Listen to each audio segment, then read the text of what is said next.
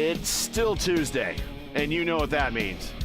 Well, we already saw the Indy cars go, so it is Indy next night here on iRacing, and Jacob isn't able to make it here tonight, so I am going to be doing a little bit of light lifting, and it's going to be Sophie's going to be doing all of the heavy lifting. Sophie Connell joining me in the booth as we are watching qualifications, and Gary Yost going backwards on the front stretch trying to get his time in, and he actually trips the timer. That one counted. But thanks for joining us again. I am back. I don't do very many of these races, so I'm just going to turn it over to Sophie as we are getting ready to grid up for the first of a couple of warm-up laps before we go racing.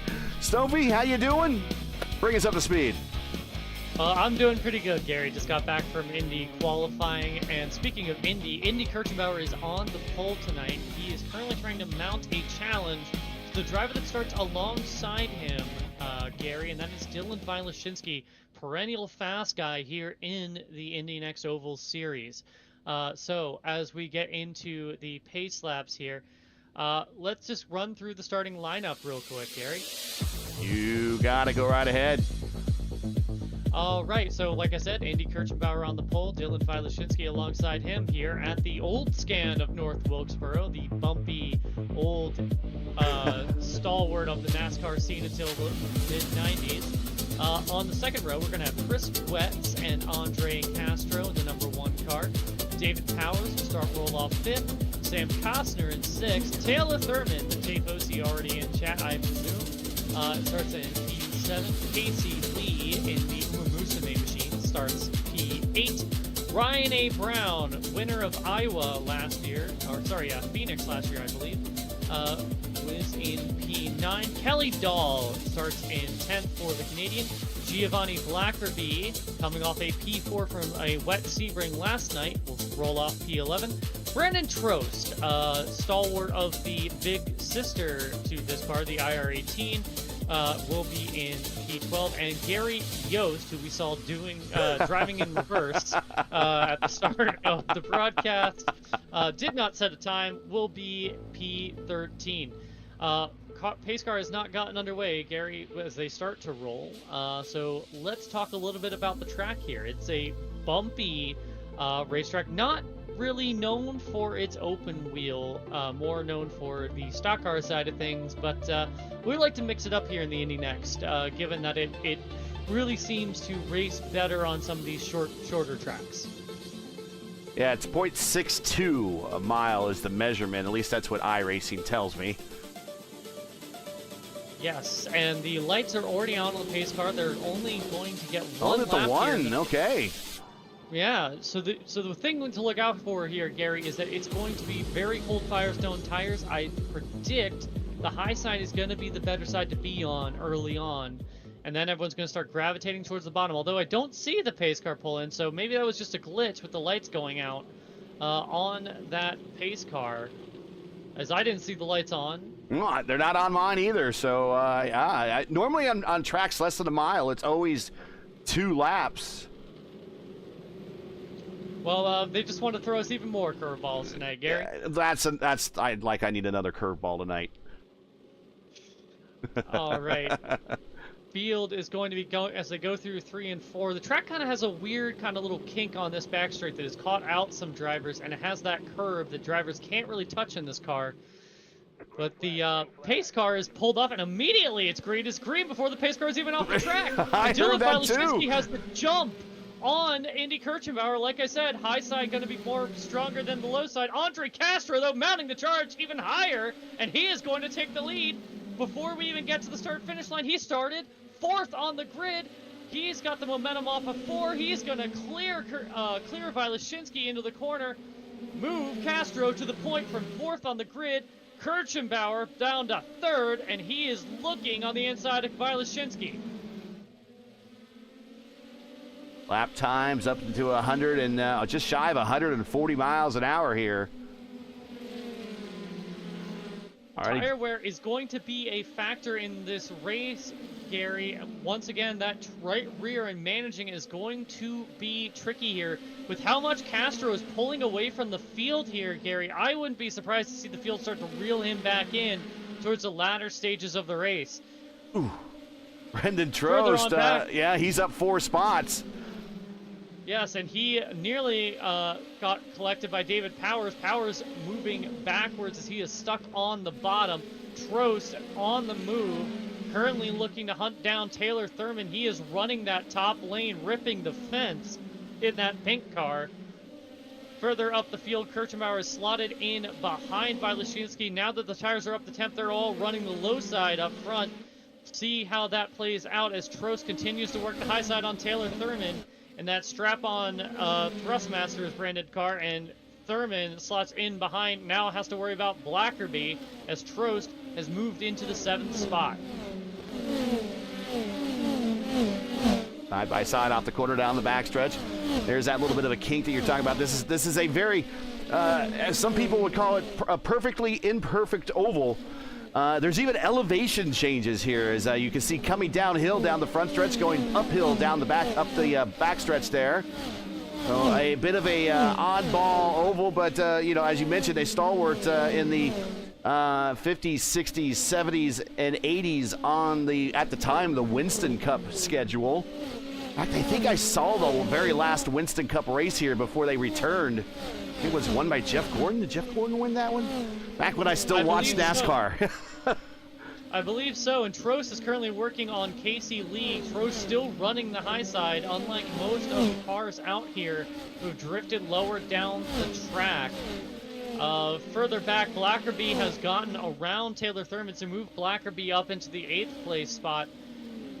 Castro now, Castro, Trost trying to work on Chris Wetz. Meanwhile, it is Andre Castro who continues to lead. Castro has already won this season. He does know how to get it done in these machines, but the question is, can the tires hang on, Gary?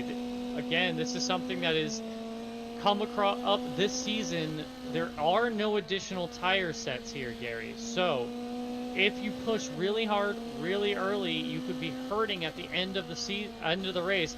And we've had the likes of Adam Blocker, someone who knows how to drive an open wheel car, meatball and DNF from a race here because of wearing out that right rear.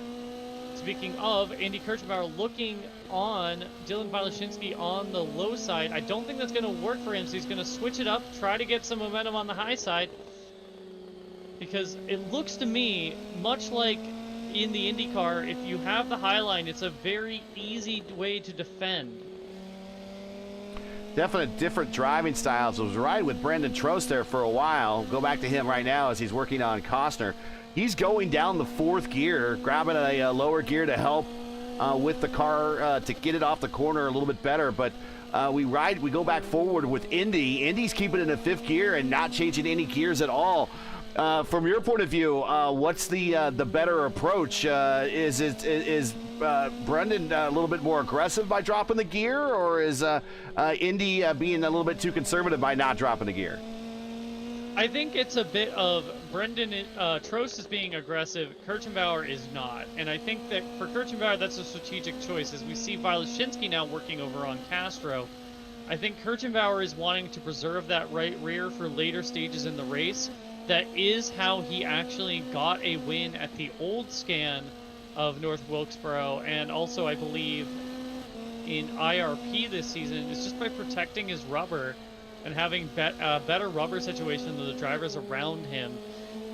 Meanwhile, when Trost is dropping that gear, as we see him now going on the high side of Costner here, and he's got the momentum into 3 and 4, he sets sail through that corner. When you drop into gear, you're kicking the engine up higher in the rev range, and that's going to produce more power, but that's going to put more strain on that right rear. So I think it's two different drivers doing two different things right now, because Trost has to make up a bunch of ground. Andy Kirchenbauer really doesn't. He has the luxury of already being at the sharp end of the field. 16 seconds laps here. That's what we're doing in these IL-15s. And watching Brendan Trost up 8 spots. Andre Castro continues the lead as we are past the quarter mark here. No cautions yet. And again, finding that wood I knocked on earlier. We went caution-free just a little bit ago at Nashville Super Speedway. Indy trying to get on by Dylan. He's using the low side of one end of the racetrack, using the high side of the other end of the racetrack. Here he comes to the low side of the 3 and 4, where he's been using the last couple of laps. He sticks it in there, side by side off the corner, Sophie. They're going to drag race down the front stretch, but now he's going to go back out to that slightly higher line into 1 and 2. Yeah, trying all kinds of different lines here to look for any way by, because it seems that passing here is tricky when people want to make it tricky. The only person who has made passing look easy is Brendan Trost, and that's just because he's been ripping the high line, and we'll see later on if that continues to work out for him. Lap time-wise, he is comparable to the leaders. He has not been able to make inroads, and it looks like Costner has continued to harry him a little bit as well. You were mentioning earlier that this is a imperfect track with all of the oh, Chris Wetz goes for a big send underneath Costner there, but loses all of his momentum off the corner, and Costner will continue to hold on to the 5th place position. I would say this track has a lot of character. It's not a track that you will easily soon forget, as we see Wetz continuing to work on Costner, just bit by bit, as he works his way using the bottom of the racetrack. Now, in the 50s, I think NASCAR started up a Challenger 2 USAC Champ Car at the time. It was a open wheel series they had. It was back in the 50s. It didn't last very long. And I have to look it up, but they might. This racetrack was, of course, around at that time. They might actually raced that NASCAR open wheel series here. To go back and look that up, but NASCAR did have an open wheel series in the 50s that they wanted to kind of challenge USAC Champ Car, and it was very short-lived. Yes, and currently Indy Kirchenbauer, his pole position and that prime starting position was short-lived for him. He got jumped by both cars on the outside line, and Andre Castro made a brilliant maneuver to go from 4th to 1st. Castro continues to lead. Kirchenbauer sits back in 3rd. Wilashinsky is in 2nd. That's your running order. A thing I wanted to highlight real quick. Tough night for David Powers. Powers has been very good on the oval side in other junior formula. He started P5, Gary, and he has dropped 7 spots.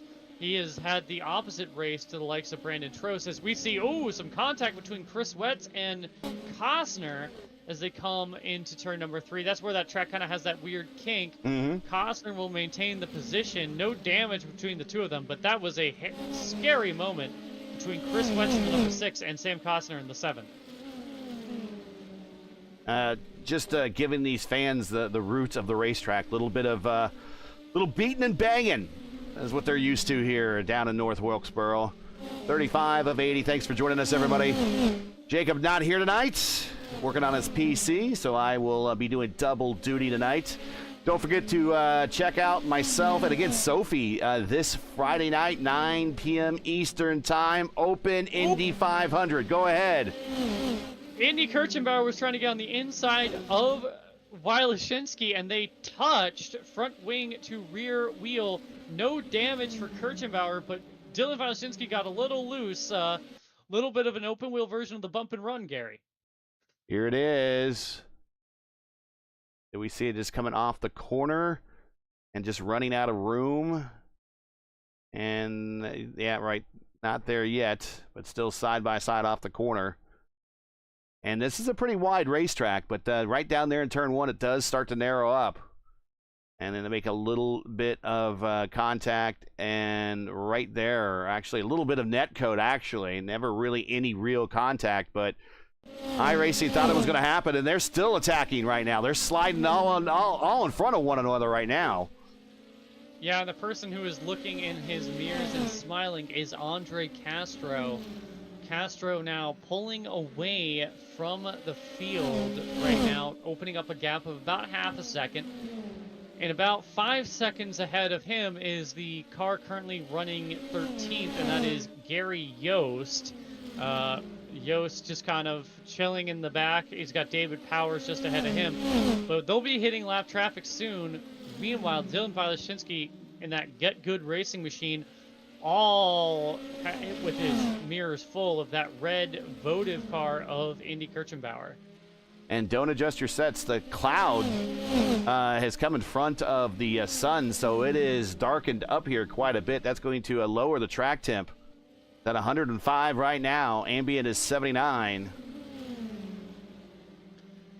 Yes, and that is going to help some of these drivers who maybe burned off their tires a little bit. Speaking of, Costner is looking underneath Trost.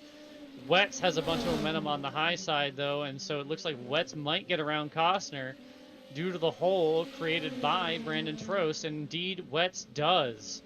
So a kind of strategic error there by Costner and the other votive car, this one yellow instead of red, just was trying too hard to get around Trost and ultimately let Wetz through, and Wetz just immediately goes on the attack, seems to have the position on Trost, but Trost isn't giving it up yet. No. Trost still got the momentum. They nearly touch off the corner. Wetz in that plain white wrapper gets the move done, move Wetz up to 4th. I'm wondering if now the likes of Brendan Trost has maybe burnt off his right rear. It looks quite worn as I look at it now, Gary. Perhaps where meanwhile the likes of Kirchenbauer and Wetz, their rears do not look anywhere near as worn out as Brandon Trost's. You can definitely see there's a bit of a wear pattern there. A lot darker. A lot more matte. When you see that kind of the shine has been taken off the tire, that's how you can tell in iRacing that it's been getting more worn. You can start to see the graining on the tire, and when it gets really worn, you can actually even see the cords. As currently Costner is also working over on Trost, not really able to do it. Oh, loose off the corner for Trost there. We ride out the nose cam of Sam Costner, so we'll give you a good look at that right rear.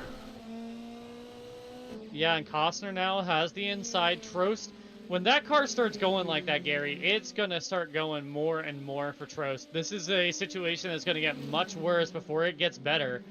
Trost made up a lot of ground early. He really had to.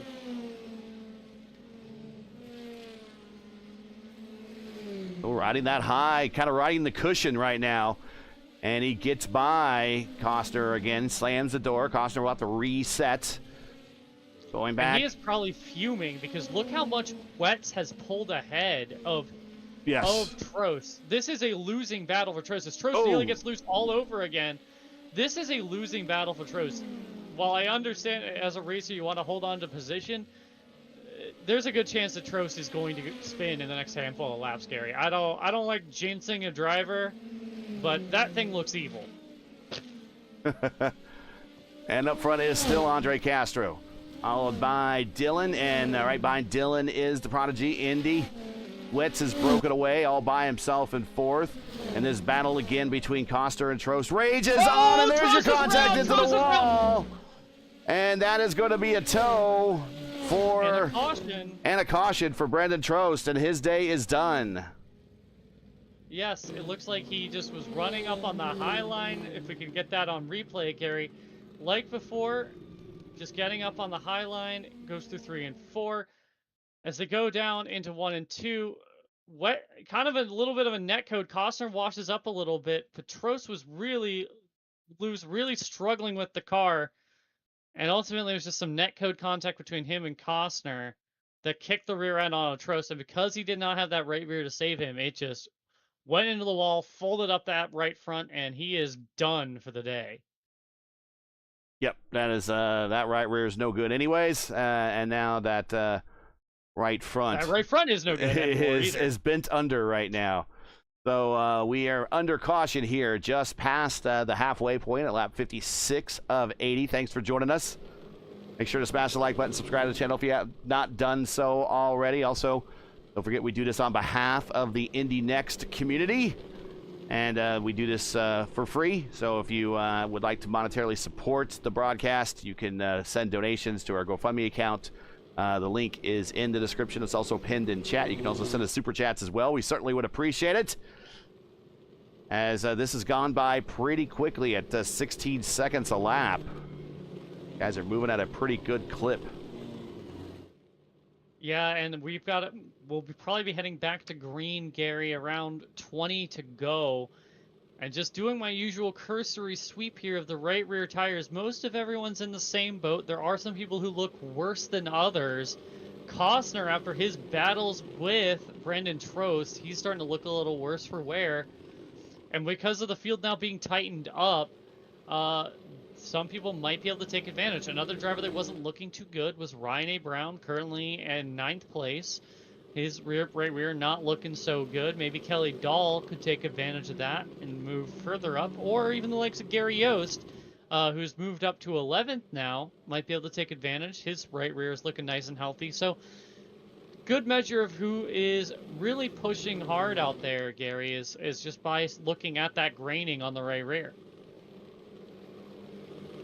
Lights are out on the pace car, I believe, and unless it fools us like it did at the start, it should be coming in this time.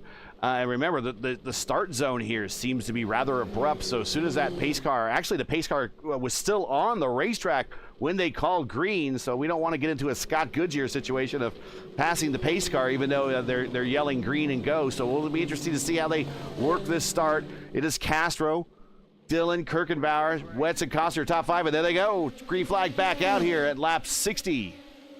Yeah, Andre Castro currently still leading. Clean restart so far. Casey Lee looking on Costner, who again, like I said, was struggling a little bit with that right rear, struggling to get around Trost. And it was a contact between them that brought out that caution.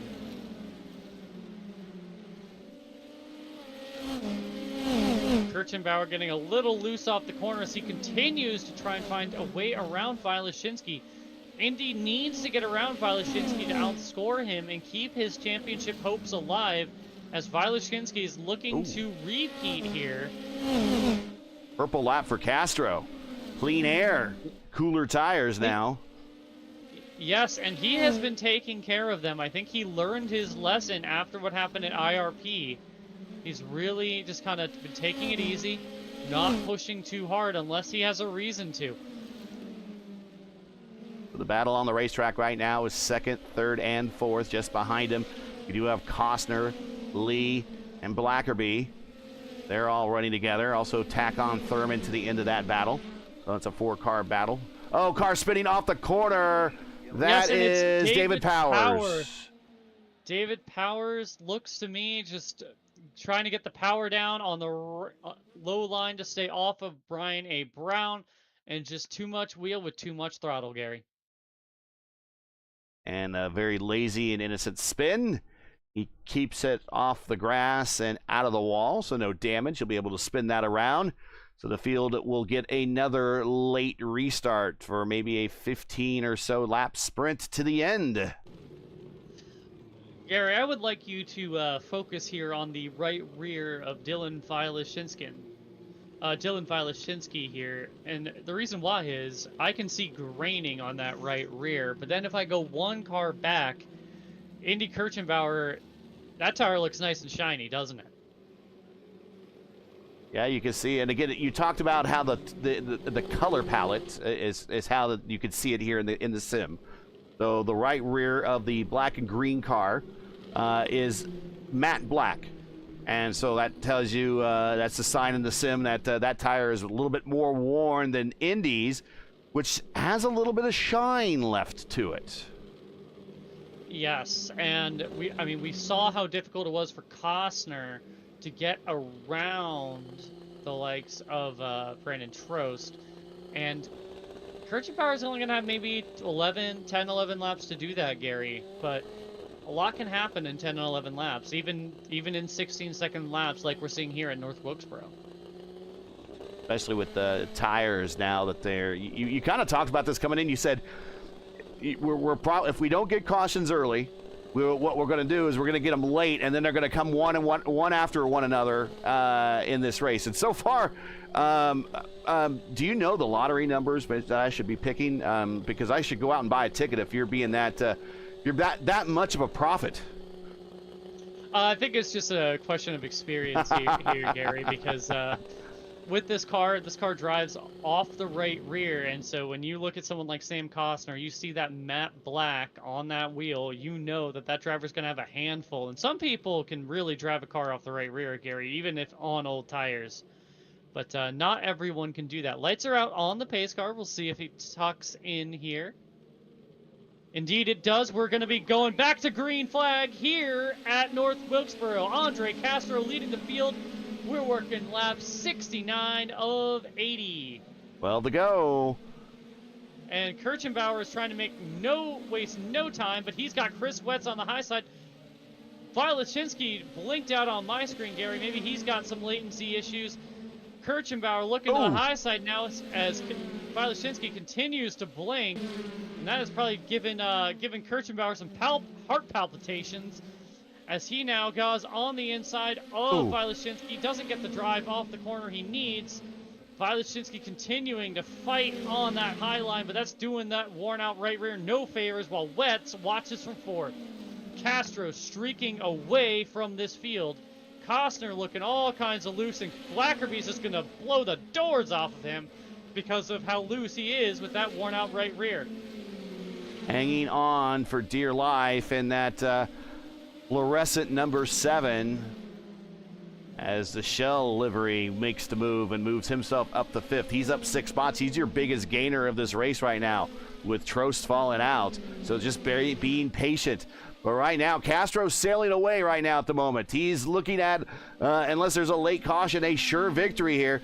Dylan holding up this group, and Indy might be able to run down Andre a little bit if he can get around him. But right now, Dylan is making that caution. There it is, and then it's Costner. And it's Costner, and then also at the same time, Ryan A. Brown has spun in sympathy. That right rear on Costner just gave out, and he just pancakes that outside wall. All the while, Ryan A. Brown also just kind of spinning on his own. Great avoidance by everybody in the mid-pack there. David Powers, Kelly Dahl, Casey Lee in the Umumusa machine, all of them avoiding that. We'll see what happened here as he goes through 1 and 2. Foster in the 7. That bright fluorescent machine. And you just see the back end just on its own. Step out. Gets loose. And, a sympathy spin there for Ryan Brown on his own, unrelated. Maybe cracking the throttle a little bit, losing a little bit of rear downforce. But other than that, no contact there. But I think Costner's day might be done. So Castro kind of looking at a little bit of a green-white checker scenario coming up. Well, Costner does not have a meatball, so Costner might try to finish this race out. He's currently the last car running on the lead lap. That looked like a pretty good lick. It could have been a light kiss in the sim, but I don't know how stout these cars are, but it looked like a pretty good lick. We've seen that. I have seen them flip over, Gary, and a driver just comes back in, gets a new rear wing, and they just keep on going. So Delara knows how to build them. Lights are still on the pace car, Gary. I think we are going to see a green-white checkered here. Natural green-white. At North. Yeah, a natural one. We're in a NASCAR track. We're gonna keep it spiritually NASCAR, Gary. I'll let this one pass. It's a natural green-white checker. Lights out on the pace car. Gary Yost has also now retired from the race. Oh, he is come back on, but I saw some damage on his rear wing. He is several laps down. So something must have happened to Gary Yost, the All-American iRacers driver, not having a good night here at North Wilkesboro. As now the lights are out on the pace car. We're going to get a green flag with lap 79 of 80. So it's going to be green, white, then checkered. We are back underway. Andre Castro is your leader. One more flag. Next flag will end it, whether it's caution or white flag. Oh, there it is. Yellow flag already. and it was Costner. Costner went to immediately load up the right rear, and it just gave out on him again. Almost identical. Almost identical. And that's how we're going to end this race. So Castro coming off of 4, and he will get the win here. I believe he led almost every lap. Yes. Started 4th. Started 4th at that initial start, Gary, and he just snookered everybody. Kirchenbauer was literally just saying, like, apparently I needed to know what the start rules were here because he got snookered with that weird start where the pace car was still on the track. And so he didn't go. Meanwhile, Vilashinsky went, and so did Castro, and both of them took advantage of that, and Indy has to settle for 3rd. Andre Castro with the win. Dylan, Indy, Chris Blackerby. Now Blackerby had himself a good race, a very quiet race. He finished 6 spots better.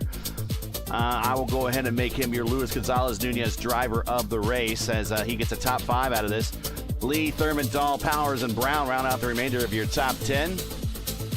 And Costner, Yost, and Trost. Not the races they were looking for. Each one of these are IR18 veterans and just not getting the luck they needed in the IL-15. No, they were not. Once again, it is just a pattern in these kind of shorter oval, kind of bullring races we do here in the Indy NXT, that if you really start wearing out your right rear, you're going to be hurting at the end of the race, and it's just a question of how loose of a race car can you hang on to, and Costner just could not hold on to that IL-15 anymore. That right rear said, "I'm done, I have left the chat." Speaking of, we've got a full roster of drivers waiting to have a chat, Gary. Yeah, I will bring them in. I will turn the interviews over to you, since you know these personalities so well. And we will bring in our 3rd place finisher for the 2nd time tonight on the channel, the Prodigy, Indy Kirchenbauer, checking in. Go ahead, Sophie.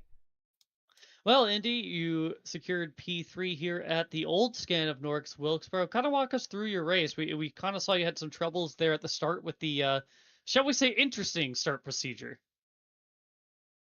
Yeah,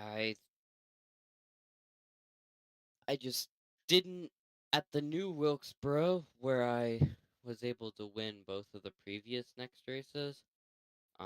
The pace car pulls in at turn 3, so you have a while to wait until you have to actually go, and then like at the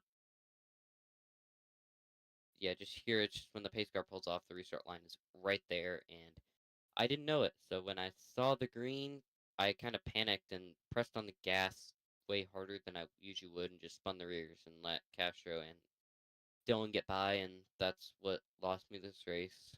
You just couldn't pass, and clean air was important. So yeah, I'm disappointed to kind of blow a pretty good qualifying run, and yeah, just have to move on to next week. This is a really good SOF, 4.1K, so I felt like I didn't use it very well. So still, podium's okay, but I just felt like I could have done better with that restart. Well, it's always natural to want for more, particularly when you're on the bottom step of the podium. Gary, do you have anything for the Prodigy tonight? No, I really don't. It's just a rare opportunity for me to see you guys in the Indy NXT cars. So congratulations on the P3. You got any shout-outs, friends, family, sponsors, anyone want to say hi to before we let you go? Yeah. Just thank you to my go-kart sponsors, BGM Marine Associates, Bayside Comfort Heating and Cooling, and make something on YouTube. And thank you to Votive Racing and some of my teammates for racing in this race. And we will be back in the Indy NXT Oval Series next week from Indianapolis. Yeah, Correct? for the Freedom 100, or your version of the Freedom 100. Unfortunately, it's not full length. I No. wish it was, but we'll be doing 25 laps around Indy. It should be a really good one for really good SOF. All right. Well, best of luck there. Congratulations on the P3 tonight, and we'll catch you at the next one. Yep, thank you. We'll go ahead and bring in Dylan, and go ahead, Sophie. Dylan Filashinsky once again gracing the interview room here on the Indy NXT Oval broadcast.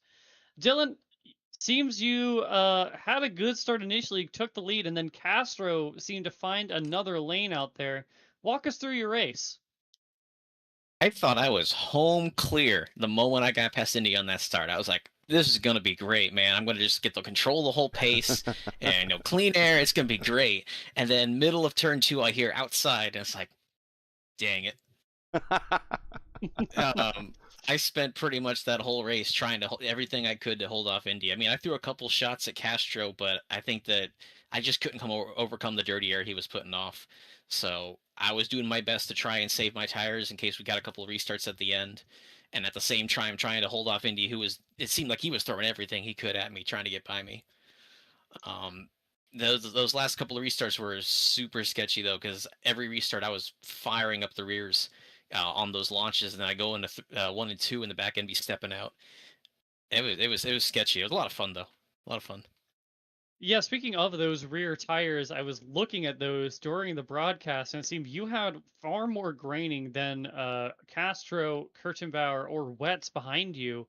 How difficult was it to hang on to that car? Because we saw people with similar tires in that condition run into trouble, the likes of Brendan Trost and Sam Costner. I didn't get them to the point where it was like impossible to control or anything, or like on the verge of spinning out, but it was getting to the point where if I got a little bit on throttle, it would step out slightly and then I would lose my drive off the corner. So I was just trying my best to manage that drive off so that way Indy couldn't get a run on me. I was doing that probably from lap 20 all the way to the finish. Well, you did a good job at doing that, got P2, which helped secure your championship lead even further. Gary, do you have anything for Dylan Filashinsky? No, Dylan, this is my first time I get a chance to see you in the Indy NXT Series, so congratulations on the P2. Next up is Indianapolis. Got any shout-outs, friends, family, sponsors, anyone you want to say hi to before we let you go? Yeah, I'll shout out Good Racing Academy and the Sprint Car Cup. Sprint Car Cup, they run 7 p.m. and 9 p.m. Eastern every Tuesday, Thursday, and Sunday for their strength of field races. And I'm gonna shout out Indy real quick because this is the third time that we've raced at this track. It's the first time I finally got a chance to meet him. Now, what's the? I guess my one question is, he's talked about that he's normally done well on the old track or in the new track versus the old track. What's the difference really between the two for someone that hasn't really raced on either? What's the big difference between the two if anyone's curiosity is at home? I mean, it's still 0.62 of a mile, but I mean, what's the difference between the two that makes maybe this one better for you?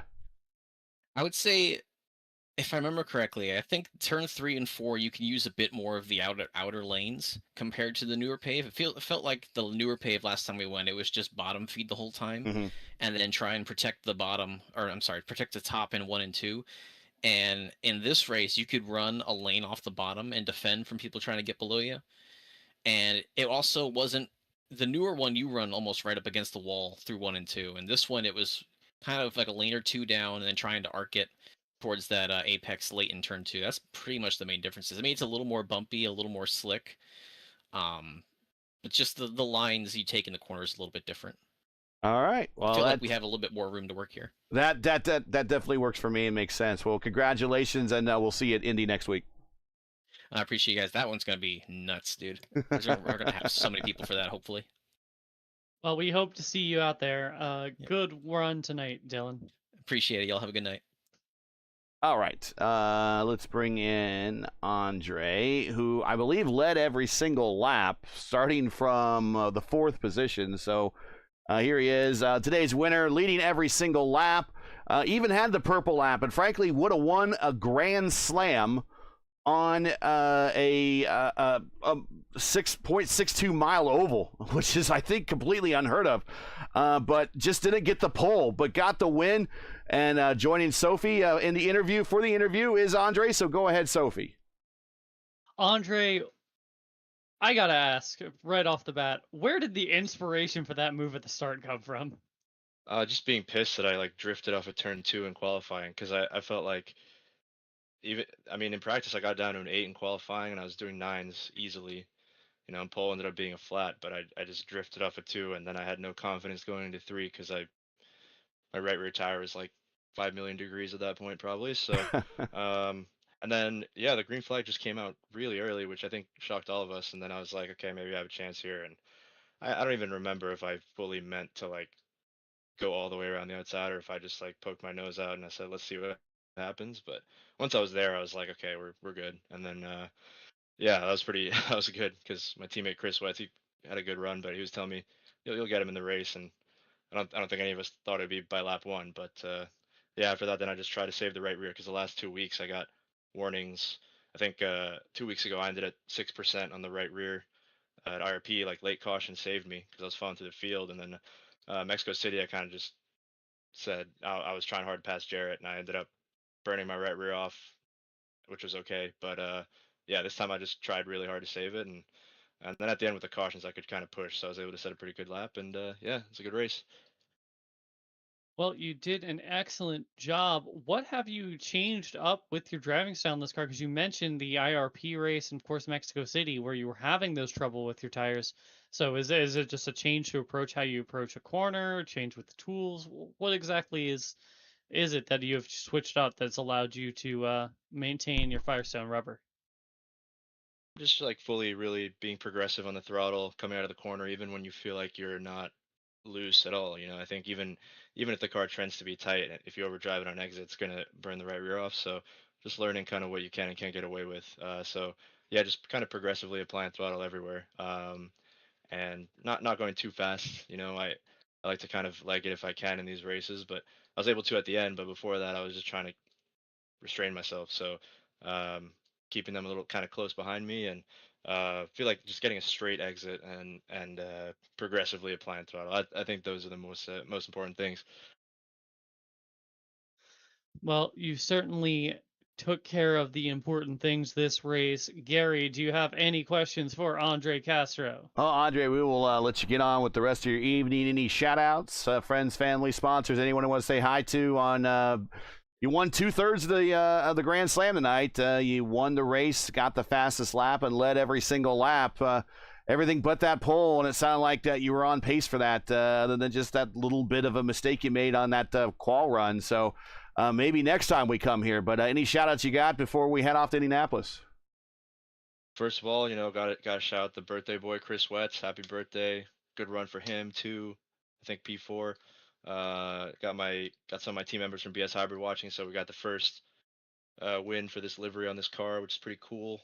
I think you might see some of them run for the the Pro Series later on this year, so I think that's why the livery was created in the first place. But that should be fun to see. And thank you guys, P1, for the broadcast. Our pleasure. Congratulations, and we'll see you in a week when we get to Indy. Yeah, thank you guys. Sophie, final thoughts here from North Wilkesboro, a track that it's kind of a novelty track that kind of shows up on the schedule as a place that open wheelers typically don't go to, but not a bad show here today for this group of guys.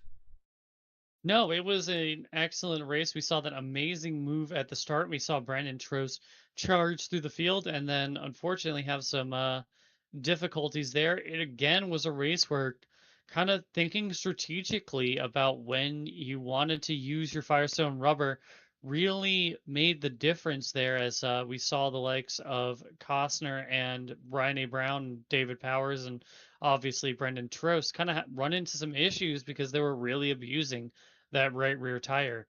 So excellent race, Gary.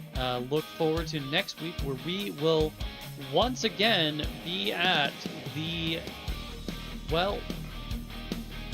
there's no adequate descriptor for the Indianapolis Motor Speedway, is there, Gary? World's greatest race course. Exactly. That feels not enough. Yes, my hometown, my racetrack, beautiful place. Yes, and these cars always put on a good show there. But let's get on out of here and give everyone back their Tuesday nights. Your podium here from North Wilkesboro, Andre Castro, Dylan Walensky, and Indy Kirchbauer. Your podium here in the heart of stock car country and North Wilkesboro here for the Tuesday night top split here of the Indy NXT Oval Series. Join us again next week for round 10, week 10 of season 2 of 2026 of the Indy NXT Oval Series. Tuesday night top split. They go to Indianapolis. Coverage will begin around 9:30 p.m. Eastern Time. Again, it's 9:30 p.m. Remember, as always, for the correct time in your area, you can find everything right here at YouTube at youtube.com/@P1 Broadcasting. We love bringing these races to you, but not easy. Require time and money to produce. If you share a passion for the sport of IndyCar and Indy NXT, and you enjoyed our coverage of both series, please take time to visit our GoFundMe page. The link is in the description, and donate to our 2026 broadcast fund. We do realize times are tough, so any contribution you make will be greatly appreciated. We thank you for watching and make us part of your Tuesday evenings each and every week. Now, as you know, the YouTube algorithm game is not an easy one, so please help support P1 with the weekly grind. Leave a comment below. Let us know your thought on tonight's race and enjoy tonight's coverage. Support us by smashing like in the video. If you do, click subscribe, and while you're at it, hit the bell for weekly reminders so you don't miss out on more of P1's other iRacing programming, including this Friday night, 9 p.m. Eastern Time, the official first time slot, the official iRacing Indy 500 open setup. Indy 500, you don't want to miss it. 9 p.m. Eastern, right here on P1. Also simulcast on the iRacing YouTube channel. You don't want to miss it. That is the first time slot. Top qualifier split on Sunday night. Track cams of this race are provided by Whiplash SimCams. Get the most out of your iRacing experience with Whiplash SimCams.